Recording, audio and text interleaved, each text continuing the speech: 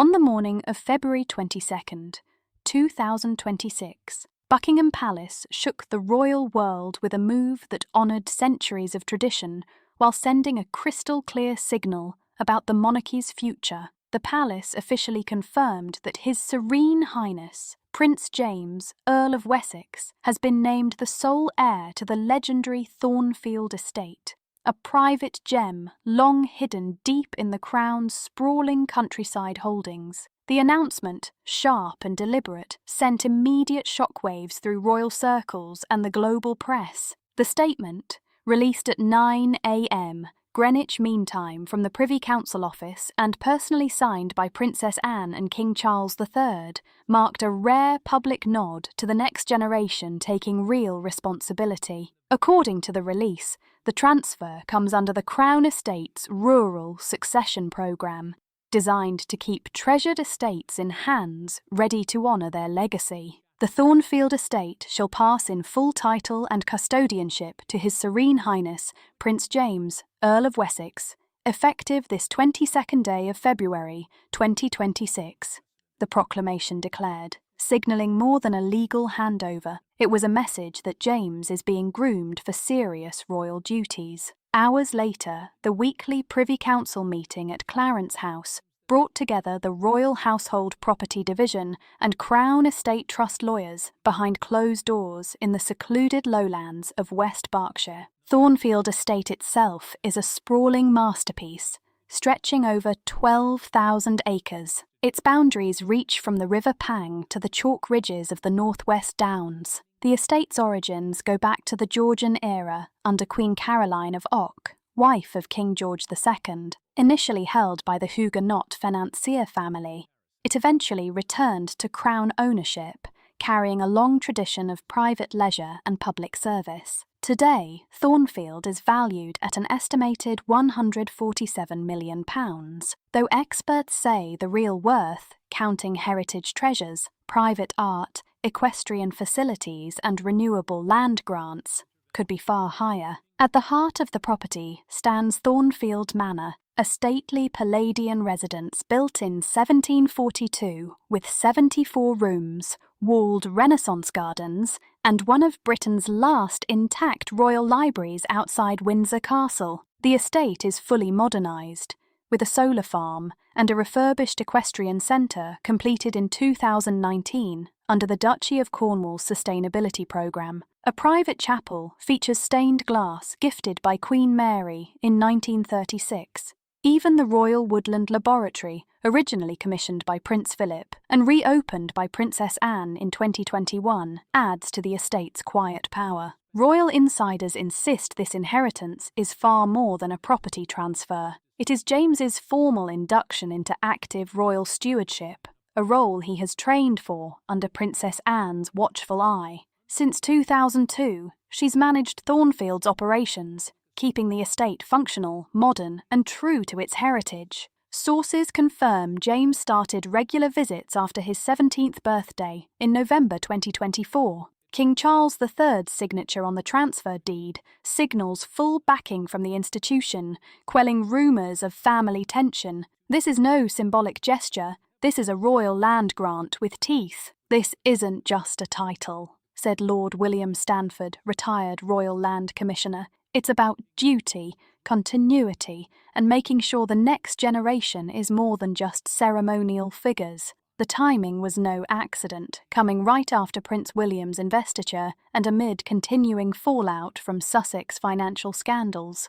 The Crown's message is clear: unity and long-term planning rule. Royal historian Dr. Marion Ellison says James's selection is a deliberate move to show a monarchy that is young, capable, and literate in land and property management. Princess Anne is set to accompany James on an official walkabout of estate villages this Sunday, meeting tenants, conservation workers, and church reps, a show of responsibility designed for both locals and the public. The visit will be covered by BBC South and feature in the royal documentary Stewards of the Land. Buckingham Palace's February 22nd proclamation did more than name James heir. It quietly reset Windsor priorities, valuing substance over spectacle asserting control in the face of relentless media intrusion. For decades, Thornfield has avoided the glare of Hollywood-style scandal. Prince James, youngest child of Prince Edward and Duchess Sophie, has stayed mostly out of public view, but insiders have long noticed his sharp discipline and respect for heritage. His inheritance is not ceremonial, it's a calculated investment in character and continuity. Perched on Hampshire's northern edge, Thornfield spans 4,700 acres of rolling countryside, tucked behind ash groves, private roads, and military-controlled woodland. Its story begins in 1762, when George II commissioned a retreat for his botanically inclined daughter, Princess Elizabeth. From greenhouses to wartime communications to agricultural research, Thornfield has quietly served the crown in countless ways. Beneath the surface, the estate is even more formidable. Sealed tunnels, updated in the 1980s under Queen Elizabeth II, link key outbuildings, the chapel, and a Cold War command room. Prince Philip reinforced tunnels post-Cuban Missile Crisis, a secretive legacy, ensuring the estate could run autonomously for 41 days. The announcement on February 22nd came with zero fanfare. No press, no handshakes, no waves. A simple Windsor-embossed statement went live at 9:45 a.m. Greenwich Mean Time on the Royal UK Succession page. Minutes later, insiders knew James now has life stewardship of Thornfield, with full authority over all titles, lands, and crown-aligned cultural properties. James, now 19, was told personally by Princess Anne 2 days prior over a private breakfast at Gatcombe Park. One source described it as short, firm, and deeply meaningful. Anne reportedly said, "You've earned this, not through applause, but through presence." A retired Lord Chamberlain told The Times, "True Windsors don't always arrive with drums. Sometimes they just show up and never leave." A fascinating subplot unfolded in January during the Norfolk retreat. Princess Charlotte, seated beside Catherine, requested James join her for estate briefings. Charlotte, known for her diplomatic and leadership gifts, carries weight in family decisions. James, reportedly surprised, spent 4 days at the Sandringham Annex studying estate software, renewable grants, and emergency protocols. Charlotte later said, "He doesn't ask twice, he just gets it." Meanwhile, the Sussex household stayed silent, but the timing was pointed. Just 6 days earlier, Meghan Markle's Dubai media appearance drew rebuke from Princess Anne and the UK Parliament's Heritage Protection Committee. For royal watchers, Thornfield's transfer was a clear contrast, restoring dignity, heritage, and duty over monetised identity politics. One insider summed it up bluntly: Harry left estates, heritage, and duty behind. James now holds what Harry discarded. On the night of February 21st, under a heavy velvet sky, Thornfield became more than an estate. It became a sacred stronghold. No press, no drones, no live streams. Just 3 unmarked black Range Rovers rolling through Berkshire back roads, arriving at the northern Thornfield gate just after dusk. The official handover happened inside the Chapel of the Oak. Rarely used, almost erased from maps, but a witness to countless royal vows and private oaths. That night marked a turning point, not just for James, but for the House of Windsor. The Chapel of the Oak, constructed in 1826 under the direction of Queen Adelaide, stands quietly amid Thornfield's sprawling estate, carved from native elm and stone, its spire barely peeking above the surrounding ash trees. For nearly 2 centuries, it has served as the spiritual heart of the estate, a refuge for monarchs during wartime, a baptismal site for lesser-known royals, and the clandestine stage for Queen Elizabeth II's most private estate inspections in the late 1970s. That night, as shadows draped the manor in silver, the chapel's bell rang precisely 9 times, a signal known only within the palace walls, marking a closed-door ritual known as the ceremonial intern heredi. This succession ceremony is exceedingly rare,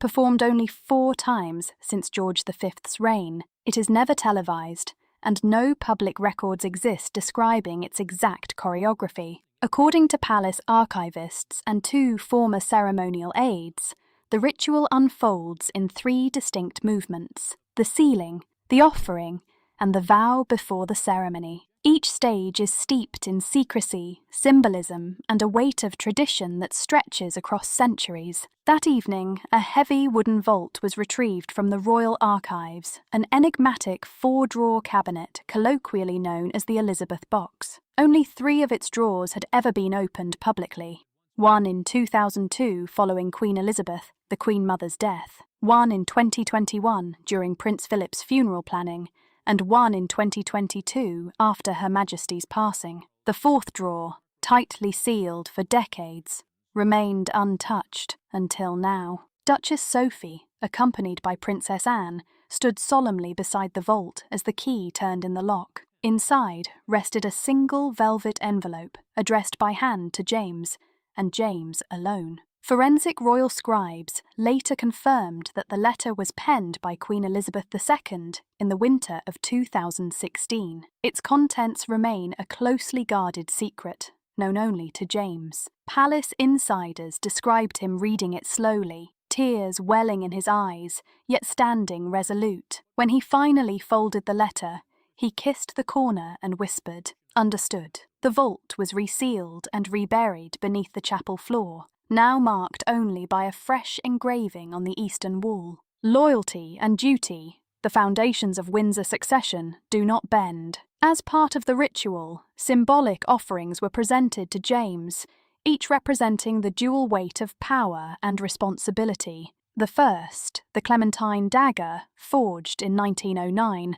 had last been carried by King George VI during an inspection of wartime command tunnels. Princess Anne personally handed the dagger to James. The blade remained sheathed, a symbol not of violence, but vigilance. Anne reportedly whispered, "Guard the realm," without ever raising it. The second offering was a wooden vessel containing soil from Thornfield's orchard, where King Charles, at the age of 8, planted his first tree under Queen Elizabeth II's watchful eye. Prince Edward handed the vessel to James, telling him, "This land doesn't belong to us. We belong to it." Kneeling, James placed both objects on the chapel altar. In that moment, the offering was complete, and the line of succession passed, not by law, but by belief and tradition. No cameras recorded the event. No microphones captured his words. Inside sources revealed that James placed his hand on the altar Bible and spoke only 4 words: "I serve, not replace." Ceremonial clerks later confirmed that these words reference the Windsor Creed, an internal maxim passed down since the 1936 abdication crisis. The crown is not a trophy, but a trust. Through his words, James made it clear his rise would not challenge Prince George or Princess Charlotte. He would serve quietly, strategically, without spectacle. As the vow concluded, Princess Charlotte entered the chapel unannounced. She had not been scheduled, yet wore her formal green sash, a gift from Queen Elizabeth II during the final summer of her reign. Approaching James, she handed him a wax-sealed envelope containing a meticulously hand-drawn map of the royal estates, annotated in her cursive script with risk profiles, inheritance structures, and restoration timelines. "You'll need this," she reportedly said, before adding softly, "before the cameras find you." By dawn, the Thornfield transfer was complete. James emerged from the chapel, escorted by Anne and Sophie, and walked the estate's perimeter alone for over an hour. There were no photos, no aides, no ceremonial displays, just the low hum of the winter wind sweeping across the open fields, a testament to quiet authority and stewardship. The following morning, Buckingham Palace quietly uploaded a single black-and-white photograph of the Chapel of the Oak to its official archive. Lit from within and framed by a waxing crescent moon, the image carried no caption. Yet for those who understand the language of legacy, the message was unmistakable. James is no longer a footnote. He is the fortress. While the serene imagery of Prince James standing beneath Thornfield's oaks captivated the public, the announcement triggered subtle but far-reaching shifts within Windsor's inner circles, according to sources close to Clarence House. The final drafting of the Sovereign Endowment Confirmation, dated February 15th,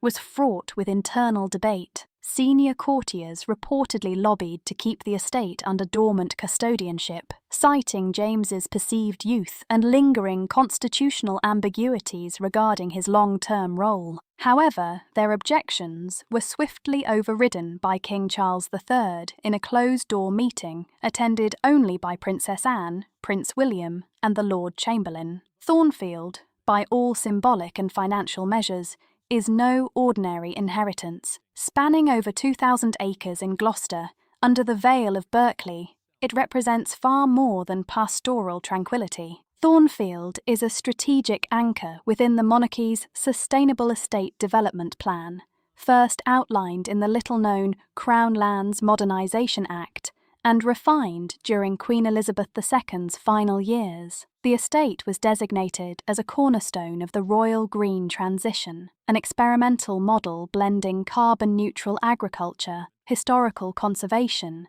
and discreet public integration. Simply put, whoever controls Thornfield controls the monarchy's green image for the next generation. Prince William, a hands-on advocate of the Duchy of Cornwall's regenerative farming initiatives, reportedly viewed James's stewardship as a way to secure the estate against contentious claimants. Absent from any praise or official statement, however, was Prince Harry. Despite his previous involvement in estate preservation, including the short-lived Sussex Royal Foundation Biodiversity Fund, Harry's exclusion appears deliberate. A senior source noted, "If James holds Thornfield, Harry cannot set foot on the property without explicit approval. This is no longer about money, it is about narrative. In the modern media age, narrative is the Crown's unspoken currency. James's assent reflects both duty and heritage, quietly positioning him as a counterbalance to his cousin Archie,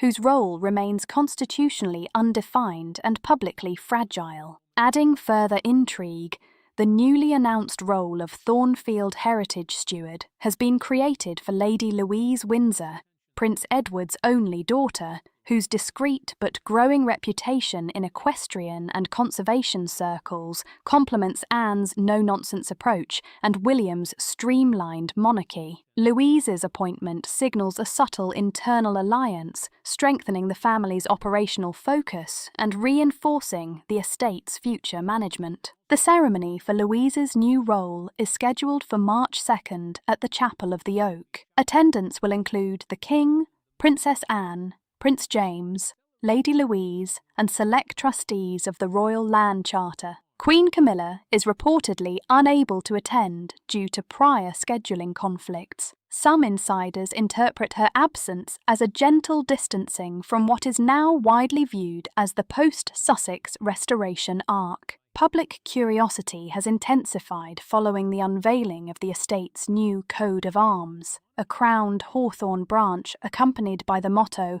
Veritas per Heredi, truth through inheritance. Heritage bloggers and Royal Watch forums have dissected the symbolism, noting the hawthorn as a mark of defence, resilience, and rebirth, a fitting emblem for a monarchy undergoing careful, deliberate renewal. Yet, amid all these changes, one voice remains conspicuously silent: Princess Beatrice, a senior York family member, long considered a potential candidate for ceremonial rural stewardship, particularly after her widely praised speech on heritage education at the Royal Agricultural Society. Beatrice has been quietly edged out as the younger York's roles are increasingly narrowed within the family's operational framework. One former palace archivist, speaking on condition of anonymity, reflected, "This isn't just about land.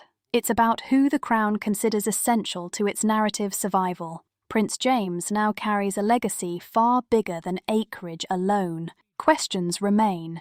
Will James eventually be formally styled as Duke of Thornfield?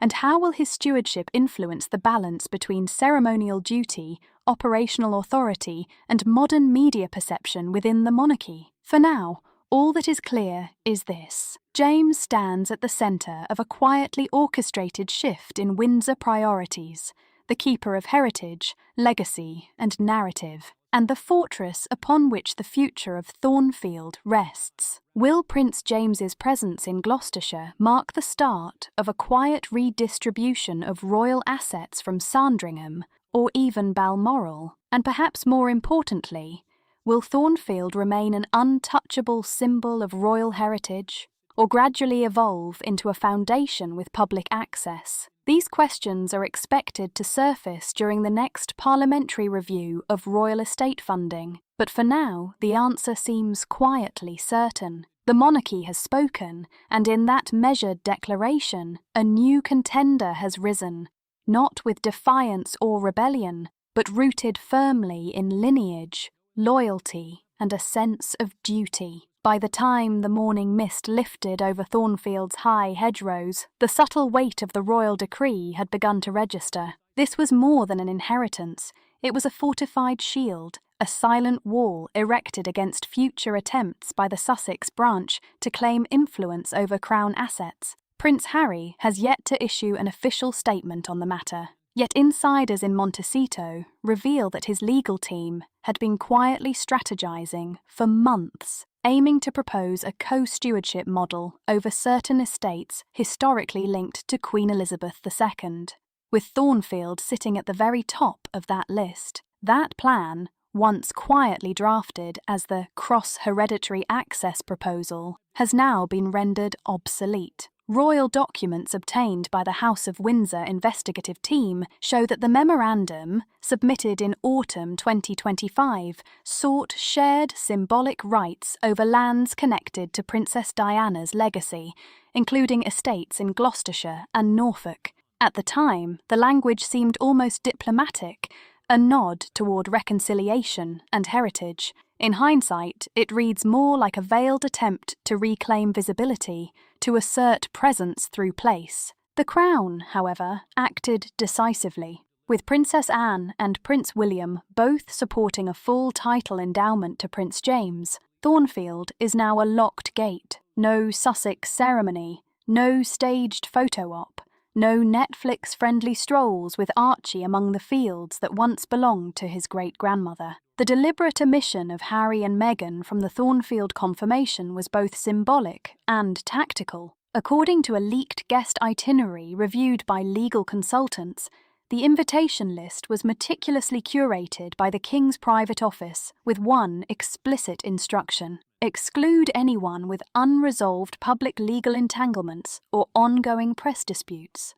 In this calculated silence, the message was unmistakable. This is a warning as much as it is a gift. The timing could not have been more pointed. The Sussex family faces mounting pressures on both sides of the Atlantic. Luxury media contracts have either collapsed or been sharply downsized. Efforts to pivot toward high-end wellness branding via ventures like Archil Atelier have stumbled. Claims to family legacy, once a strong emotional currency, are now being slowly eroded by royal narratives that exclude them entirely. Meanwhile, Lady Louise's rapid rise as Thornfield heritage steward only accelerates the marginalisation of the Sussex branch. Though never viewed as a primary heir to central titles, Louise's loyalty, discretion, and academic brilliance have earned her an unshakable position within the Queen's inner circle. For Meghan Markle's team, the news was reportedly received with a mix of shock and offence. Multiple former staffers and press agents based in California suggested that the Thornfield announcement was interpreted as a deliberate slight, calculated, pastoral in presentation, yet unmistakably punitive in essence. Some have gone so far as to call it a quiet exile, a symbolic exile delivered without fanfare but with undeniable weight. Meanwhile, public reaction across the United Kingdom skewed strongly in favour of the monarchy. The hashtag Prince James Rising trended for 18 hours following the official notice, with thousands of supportive messages praising the Crown for returning to what many perceived as order, stability, and duty. Tabloid headlines framed it as the restoration of the true line and the definitive end of the Sussex shadow. Royal historian Dr. Helena Ashcroft encapsulated the situation succinctly. When you give a young prince an estate, a title, and a trusted team, all without drama and all grounded in centuries-old tradition, you are not simply honouring him. You are closing off alternative futures. You are securing continuity through discretion. Prince James, for his part, has remained composed and strategic. In a brief statement recorded for the Royal Channel, he said simply, "I will protect what has been entrusted to me." No theatrics, no media spectacle, just a steady, deliberate commitment. The accompanying footage captured James walking the Thornfield fields at sunrise, flanked by 2 Highland ponies and the newly introduced royal dog, Bracken. There were no banners, no ceremonial salutes, no choreographed pageantry. It was legacy in motion, silent, resilient, and deliberate. The transfer of Thornfield is far more than symbolic. It is architectural and methodical. King Charles III has quietly initiated the most significant restructuring of royal succession since the abdication crisis of 1936. Unlike Edward VIII's dramatic exit,